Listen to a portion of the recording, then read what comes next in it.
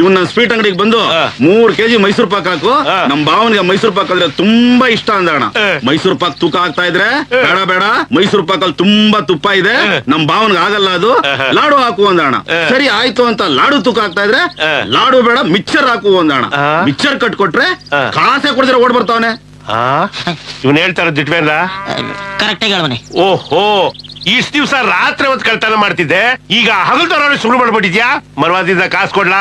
ನಾನೇ ಕೊಡ್ಲಿ? ಮತ್ತಿಂದ ಯಾರು ಕೊಡ್ತಾರೆ? ಬಾಬಾ, ನಾನು ಅವನ ಅಂಗಡಿಗೆ ಹೋಗಿ ಮೈಸೂರು ಪಾಕ್ ಕೇಳದ್ನ. ಮೈಸೂರು ಪಾಕ್ ಅಲ್ಲಿ ತುಪ್ಪ ಜಾಸ್ತಿ ಇರುತ್ತೆ, ತಿಂದ್ರೆ ನೀ ನೆಗದು ಬಿದ್ದೋಗ್ತಿ ಅಂತ ಲಾಡು ಕೇಳದ್ನ. ಲಾಡು ಯಾಕೋ ಬೇಜಾರಾಯ್ತು, ಅದಕ್ಕೆ ಮಿಕ್ಸರ್ ಕಟ್ಸ್ಕೊಂಡೆ ಬಂದೆ.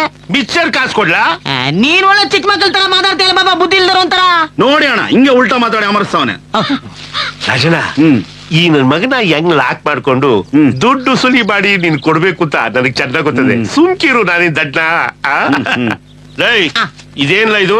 ಮಿಕ್ಸರ್. ಮಿಕ್ಸರ್ ಕಾಸು ಕೊಡು. ಇದು ಲಾಡು ಬದಲಾಗಲ್ವಾ ತಗೊಂಡಿದ್ದು? ಲಾಡು ಕಾಸು ಕೊಡು. ಅದು ಮೈಸೂರು ಪಾಕ್ ಬದಲಾಗಲ್ವಾ ತಗೊಂಡಿದ್ದು? ಮೈಸೂರು ಪಾಕ್ ಕಾಸು ಕೊಡು. ಮೈಸೂರು ಪಾಕ್ ನನ್ನ ಹತ್ರ ಇಲ್ಲ, ಅವನ ಅಂಗಡಿಲ್ಲ ಇಲ್ವಾ? ಇವನ್ನ